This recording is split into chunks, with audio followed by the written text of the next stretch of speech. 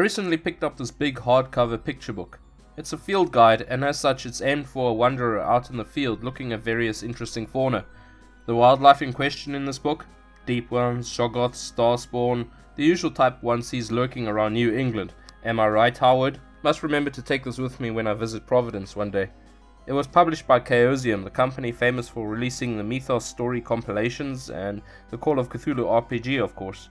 It was created by Sandy Peterson, a long-time Lovecraft fan and creator of the aforementioned RPG, as well as the level designer of goddamn Doom. Not only that, he was the executive producer of the HPL Historical Society's adaptation of The Whisperer in Darkness. Much respect to this guy. In total, 53 monsters are listed and are divided into two categories: the monsters of the Mythos and the creatures of the Dreamlands. The monsters listed are not only those created by Lovecraft, but all of the big-name Mythos writers.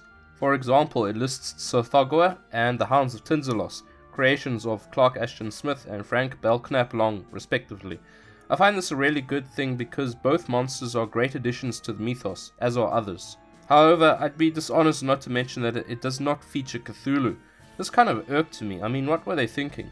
The book lists all the typical big names you'd expect, of course, Nyarlathotep, Yog-Sothoth, and so on, but for Cthulhu they merely included him under the title Starspawn of Cthulhu, listing Cthulhu as being a member of that race. And look at the size they list Cthulhu's race as being. A mountain walked my ass. So each monster is given a 2-page profile in the same format as the next. I'll use the deep ones as an example of what you'd see for each monster. Firstly, the monster is given a lengthy description. Here it says the deep ones are an ocean-dwelling race resembling humanoid fish frogs, also that they mate with humans sometimes, the offspring later degenerate into deep ones, and so on. The habitat is then listed, explaining where the monsters tend to live, like in space or in the oceans and so on. Distribution mentions how widely spread the monsters are in a certain location, for example if they are found on Earth or certain realms only. The life and habits section explains in general its lifestyle, what it eats, how it behaves, and so on. Each monster is also given a size comparison against a human silhouette, which is a very nice touch. This book is intent on keeping up the sanctity of the fourth wall. What I mean by that is that throughout the book the pretense is made that all these creatures actually exist, and that this is the book you'd consult upon encountering them, if you're still alive and sane. Even the recommended reading at the back of the book lists fictional sources to appear like this is a legit field guide.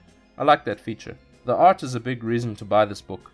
Each monster gets a full page depicting it in color, as well as a couple sepia line drawings depicting interesting anatomical parts of its body. So it is quite enjoyable just to look at the pictures. What I like to do is to look at the pictures, then look up from the book and imagine the monster is in the same room as I am. Yeah, okay, it's not the coolest thing to be doing, but I'm a Lovecraftian. This is my idea of a good time, okay?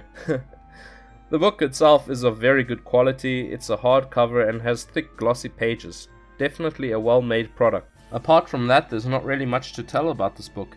It doesn't list biographical notes about Lovecraft or his weird tales or anything other than summaries of the monsters, but it does that very well. In conclusion, it's a fun book to own. I don't regret buying it at all. It is not vital for a Lovecraftian to own, but I'm glad I bought it, and I do enjoy flipping through it occasionally, especially when not in the mood for an intense reading session. Since Chaosium is responsible for the Call of Cthulhu RPG, I have no doubt that they were hoping players of that RPG would buy this book as a type of compendium. If you're into that RPG, yes, get the book. And if you're a regular Lovecraft board game player, such as playing Arkham Horror or Eldritch Horror or something like that, this book will also be quite appealing to you. Anyway, that's my review. If you want to buy the book, check out this video's description. You can pick it up for about $30.